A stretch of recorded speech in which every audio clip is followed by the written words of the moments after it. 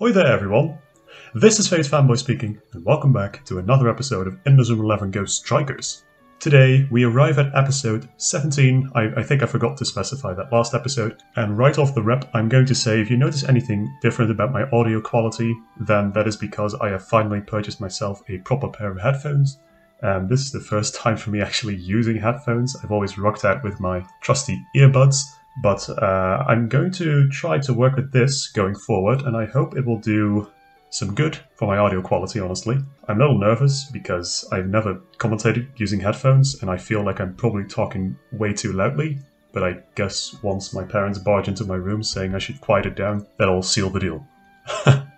Guess we'll see how long that takes. For the time being, we're not going to worry about that. We're going back into the Go map in just a second. First of all, we are of course going to get all the organizational stuff out of the way. You may notice something about the surroundings. The whole atmosphere has taken on a bit of a autumn vibe, and that is of course because the meteorological autumn has officially kicked in this week. I believe, officially speaking, it's already started at the beginning of the month, but you know, we don't really care about officials in this house. But yeah, I felt it was only right to change the outlook of the club room here. Then, without beating around the bush for too long, I suppose we're just going into the recruitment section once again. A good recruitment cannot be missed in one of these episodes, and after my apparent scam, or rather getting scammed last episode, I still have no clue what exactly went down, but I suppose I just have to cope with having lost 800 valuable points. And to that, I can only say it is what it is. Get good, or something. Learn Japanese, probably. But I have racked up a few more points over the past week, and with that we are going to pick up our next recommendation. Thank you all for coming back in with your recommendations. It really keeps the series going. And in that spirit, we have another request by Lucas. Thank you very much. You requested Bradford on the team, or as you called him, the tiny boy with the brunette rooster haircut. Very concise description, thank you very much. Mr. Bradford is going to join on the team, and he is actually a forward, which I didn't realize because I don't really care about the Go games. But he comes equipped with Butobi Jump, as we saw in the last episode of course, and he also has a dribble move, which I believe is Rising Dragon. I may have seen that in my exhibition match for getting more points, but I suppose he'll show off his prowess in the match to come. Then we're going to dip straight back into team management, of course. For fuck's sake. So realistically speaking, we'd have to take out a forward, and I'm kind of hesitant to take out any of the forwards we currently have, because as you know by now, we are of course rocking the Fire Dragon trio, but no buts. I think I'm just going to keep those in. I am going to take out someone else. I think I will take out Steve, and with him I will probably also remove Max for a second. So Bradford is coming in, and then Max is going out. Actually, one of the only Go players on our team right now, alongside Vladimir and Rusty. We were able to avoid them in the first two maps, but now there's really no opportunity to evade them any longer. So looking at the players we haven't used in a while, I'm thinking of bringing Kane back in. I think Kane has not had much of a chance to shine, as is pretty obviously demonstrated by his blue bar, which has not even been filled once. Also, as you see, I have already brought Felt onto the team, and I have even trained him up sufficiently to get him to fill one blue bar. Now, his catch stat still is somewhat lacking at the moment, but I think we can resolve that by actually using one, maybe two manuals. I'm thinking one should probably be enough for the time being, but if we're really, I suppose, dedicated to using him, then we might pour the second one in as well at a later point. Also, a quick reminder, if you do find yourself enjoying this episode, consider subscribing to me. It is completely free, you can always change your mind, and it really, really helps me out as a content creator. Thank you in advance, and enjoy the rest of the episode. I'll bring Rusty back in because I do want some more Rusty action. And yeah, Felt is already in the goal because I have used him in the last match, or rather in the match to get some more points. So I think that should be everything settled about our team. Now, we might quickly get to the matter of improving Felt's catch stat, which I think does desperately need one bump up at least, like one more level. He does have an A rank guard stat, ironically, but that's not going to serve him too much in the goal, I do believe. But yeah, we are bumping up his catch stat, we might as well. And with that being said, I suppose we'll jump right in. There's nothing else to really cover. We're going back to the Go arc and challenging the next team. Alright, here we are back in the Go map, and of course the next team is going to be what I called the second half of the first team we matched, but yes, exactly. I should actually explain a bit further what the last team actually was, because I did some research. So in reality, the last team was actually called the Revolution Selection, I believe, and it wasn't just a ragtag team of characters picked from like the Saints Way Cup.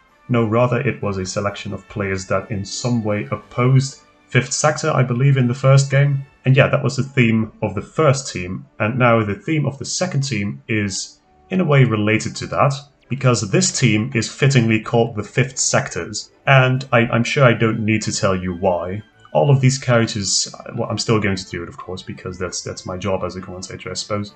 But all of these characters are in some way associated with 5th Sector, most prominently, of course, the keeper and captain of their team, Quentin Tarantino, or whatever his name is. And alongside him are, I suppose, the captains of the teams who really fiercely adhered to 5th Sector's ideals, Pirate Cove, Royal Academy, and yeah, I assume they're going to put up a bit more of a challenge as opposed to the last team, but I suppose we'll see. There's nothing else for it but to test the waters, I suppose. So let's see what we can do.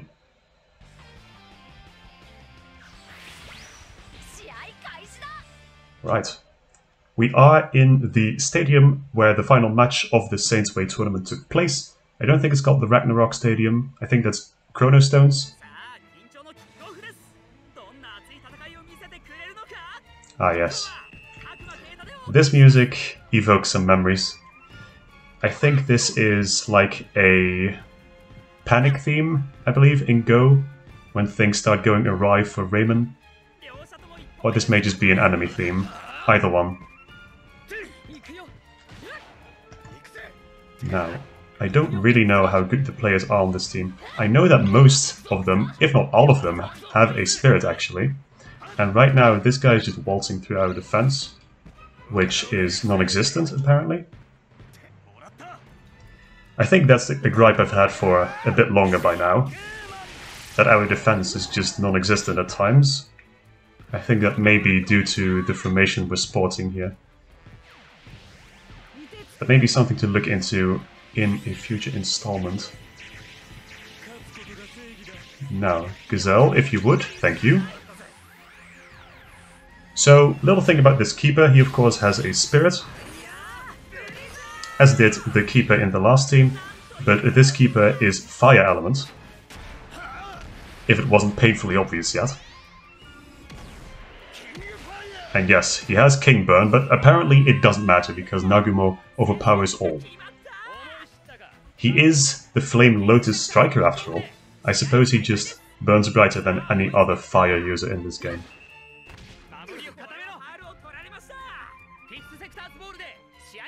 Yeah, okay, the commentator actually said it, 5th Sector. Yeah, that's good. Okay, so I know this guy definitely has a spirit, and I think that's all he has actually. Yeah, there we go.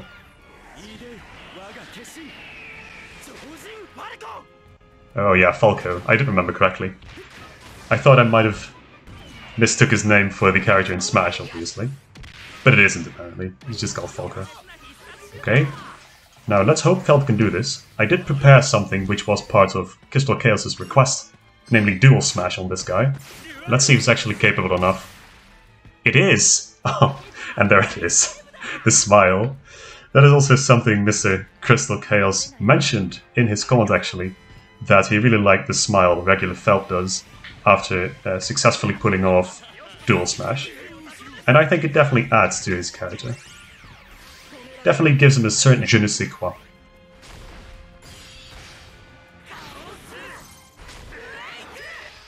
But we are pulling off a Chaos Break. Now this is technically at a disadvantage against King Burn, but I suppose we'll see how far we can get. It is still a co-op shot at the end of the day. And there it is. It just reigns supreme. It just reigns supreme against the spirits. I noticed that I'm underestimating my characters a lot because we are up against spirits, and while I don't think that fear is entirely unjustified, I do believe a bit more faith could definitely serve our team well. So I guess that's just a mental wake-up to me to not underestimate Afrodi. Or any of the rest of the trio, I suppose. Okay, this guy is bouncing flame. No, never mind. Ah, lame. Lame, that's Rusty's move. It's Rusty's move. You can't do it better than Rusty. Come on now. It's just a fool's errand. You can't pull it off better than Rusty. And there we go. Double rocket saves the day. Now we're going to bring it up to the real user of Headbanger, of course. Or Head Bazooka. And he is, of course, going to dribble past everyone in the team. Because, at the end of the day, Rusty is... Bad timing.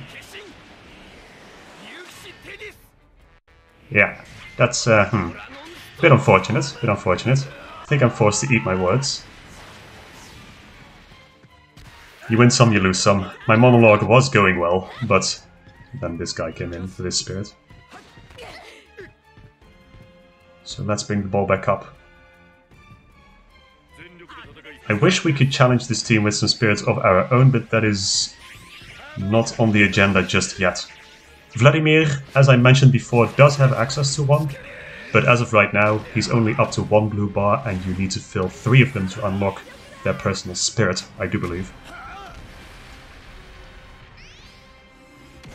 So I think this is going to be the first thing he stops, unless he just kind of sucks, which apparently he does. I never knew.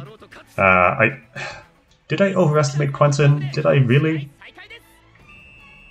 I guess this is the story mode, and they're kind of trying to make it winnable for everyone, but I really did expect more of Quentin. You know, kind of final boss of the first Go game. No. I suppose his Kaiju did cap at B, so I shouldn't expect too much, I suppose. Well, I guess we'll just run away with this lead then. Shouldn't be too much of an issue, at least not for me. I'm fine with another easy victory. At the end of the day, this content is still enjoyable, I hope. Because it's still Inazuma 11. It's still Strikers, it's still dynamic, fast-paced, and that's something I can at least appreciate in video games. There we go. Now, I see Bradford is open and has his bar filled, and I don't believe Quentin has much TP left, so let's actually give him a chance here. Is technically a forward, doesn't have any better shots than Butobi Jump, but he doesn't have a catch move. And there it is. It's just too easy. It's just too easy. If even the guy with Butobi Jump can score, then what's the point? Just give it up already, Quentin. Just forfeit. Afrodi on a bit of a foul spree. I guess that is again entirely my fault.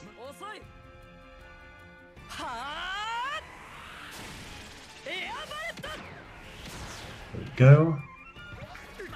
Stop Davy Jones in his tracks. Alright, what's the flying fish? No. Sonic shot. Alright. I expected him to have flying fish because he is of course part of the... let's just pull off a double smash. Because he is of course part of the, well, like I said, the Pirates Cove team. So yeah, sea themed, haha, flying fish. But I guess they just went the creative route on this one. Oh, that was bad. I really have the reaction speed of a potato sometimes.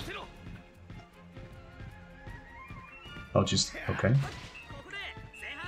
Yeah, the one moment I just walk straight past an opponent and the other I have godlike interceptions. It's really just one or the other, there's no in-between with me, I suppose. But we have been on a roll so far. Let's see, can we give someone else a chance to shine? Actually, I'd like to see Shadow back, honestly. Shadow hasn't been here for a good while, so let's put him in, actually. Yeah, let's take out Jim. Let's take out Jim. I think it would be funny to pull off Dual Smash without Jim. Which is something you can do, because the move isn't locked to the both of them, luckily. There we go. Started off the second match. Now this guy is Magician's Box, I think, and I rather would not like him to shoot, but yeah. Alas. So this is going to be Trickster. Or whatever his Japanese name is, Piero or something. Alright, there it is. Let's see if we can block. Can we actually block? No? Okay, sounds about right. Guess we'll have a chance to exhibit Dual Smash with Hawkins. With Hawkins. Come on, my boy. There we go. Okay, Felt is actually putting in a lot more work than I'd expected. Again, with the underestimation, I'm really just selling my team short, selling myself short, for that matter.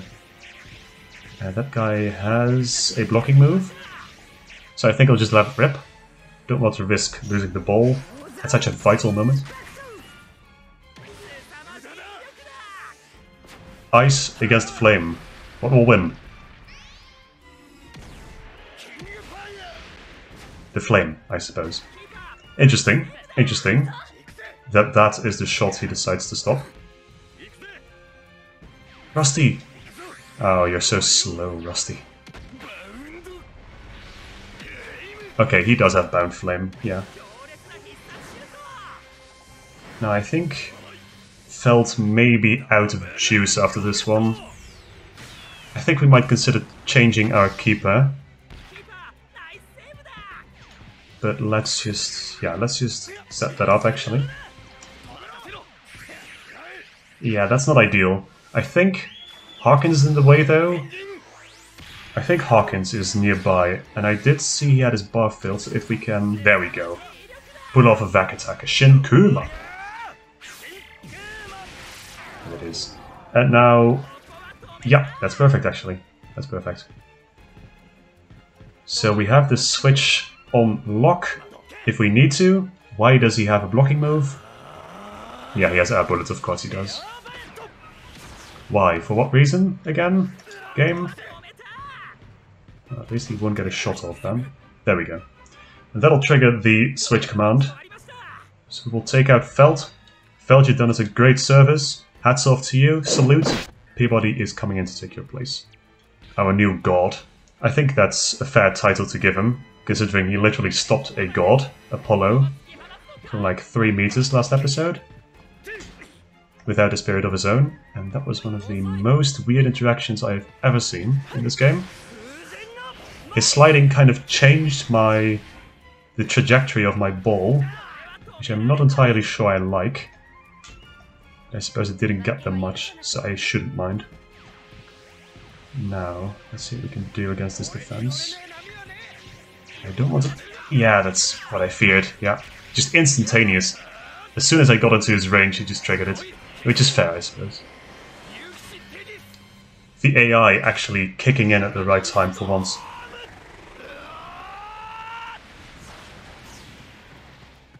I love that guy though. Yale, I think his name is. Fun gimmick of the Royal Academy in the Go games, that all the players are named after universities. Oxford, Cambridge, Plymouth, I think. Let's see. Are we going to? We're going to bamboozle them. Didn't help. Gazelle? Yeah. Ah, damn. Almost had a triple assault. Okay. This move is actually in theme. Killer Whale. And I suppose if they had given him Flying Fish, they would have just copied... what's the guy's name? The Australian guy from Go Raymond. He would have just copied his moveset and put it on a different guy. It wouldn't have been very original, I suppose. Is that offside? Yeah, that's what I figured. Tough positioning. Okay, that was a horrible kick. The guy kind of sucks, apparently.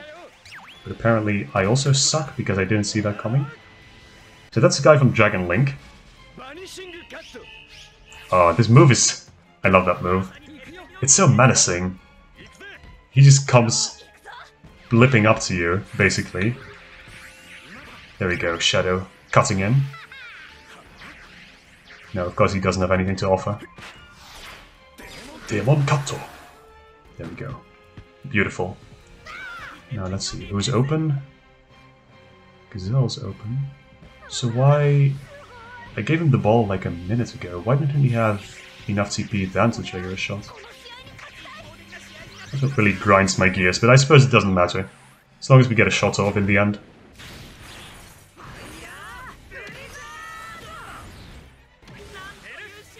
Oh, he has a blocking move, of course he does. Oh yeah, headbanger, that's right. Oh, I could chain with Fireball Screw, that's right. I think Quentin might stop this now. Yeah, that figures, that figures. That's alright.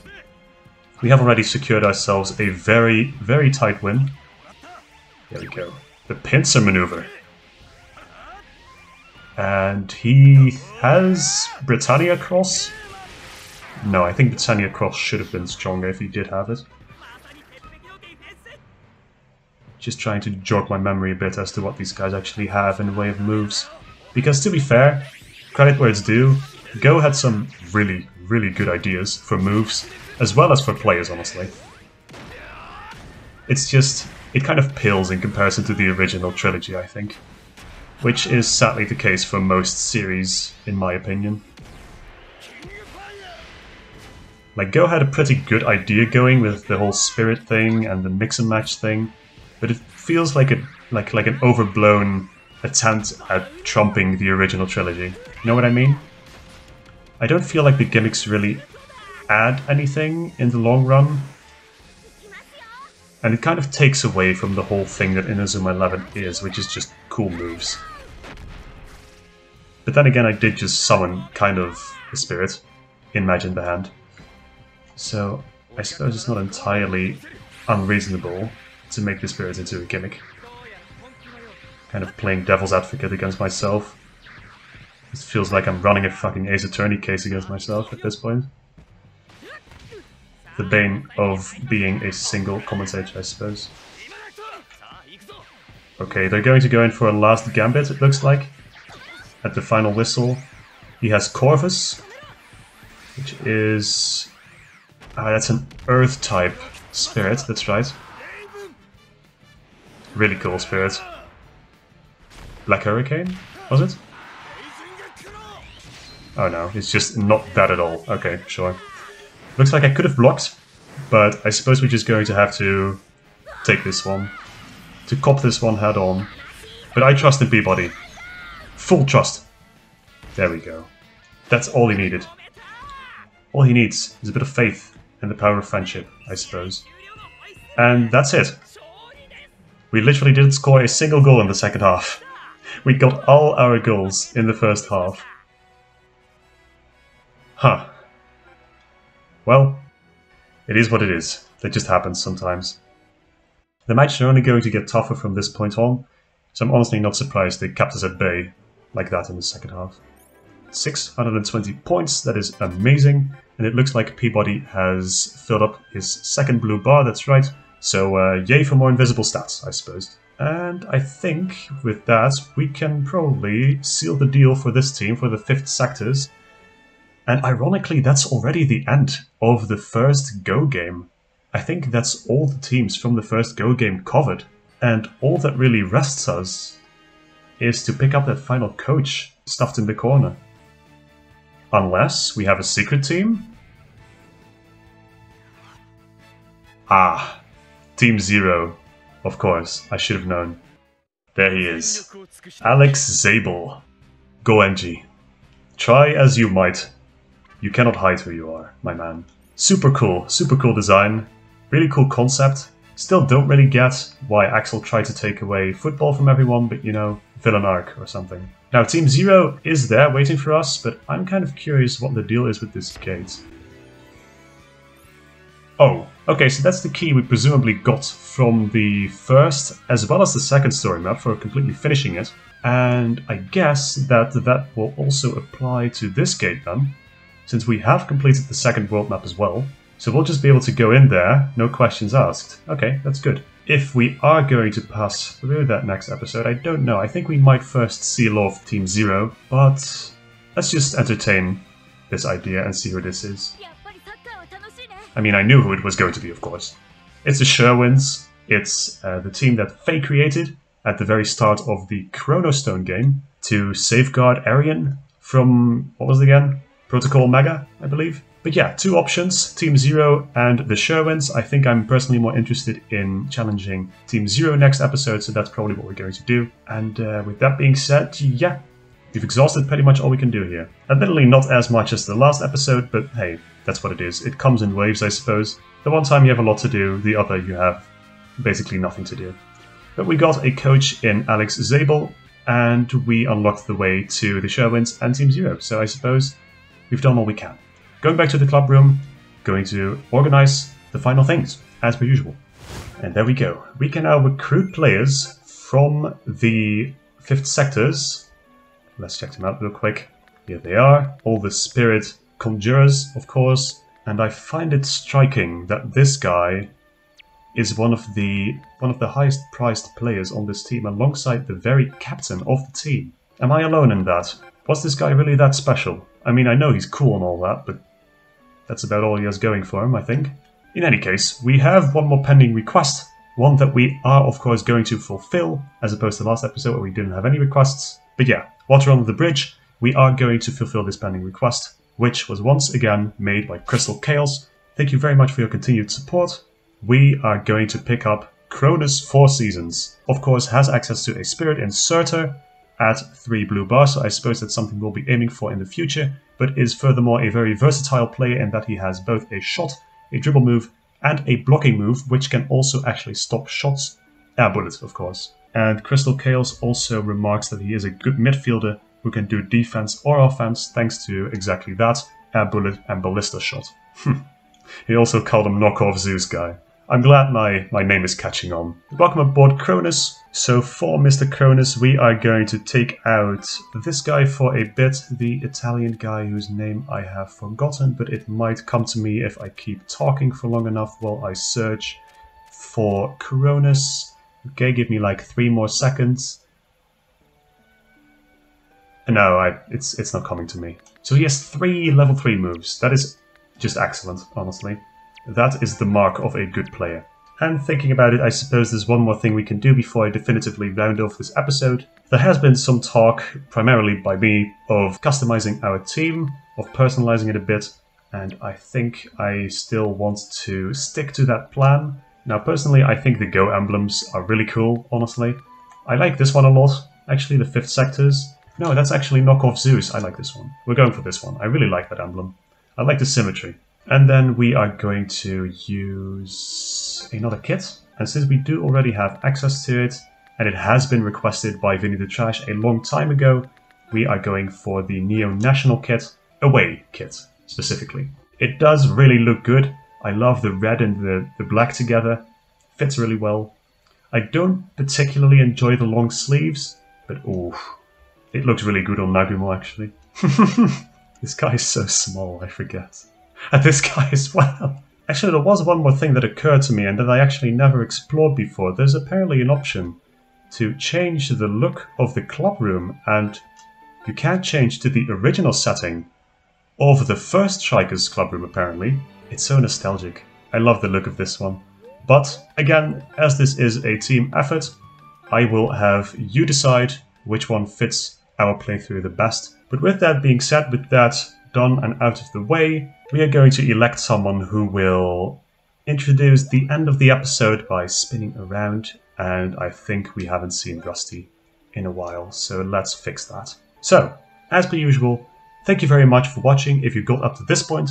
It's been an experience and a half commentating with actual headphones, so I hope, sincerely hope, the audio quality is a tiny bit better, or at least it's not worse. That would also probably satisfy me. And yeah, just in general, thank you for the continued support. I really do enjoy making this series, and I'm just happy it's being received so well. I guess with that, another reminder to, of course, leave a comment if you want to see any particular character on this team, or if you want to see a specific kit being used, of course. And yeah, I believe that should be all. So I'm going to sign off, and I suppose I'll see you all in the next episode, where we venture on to face Team Zero. Goodbye!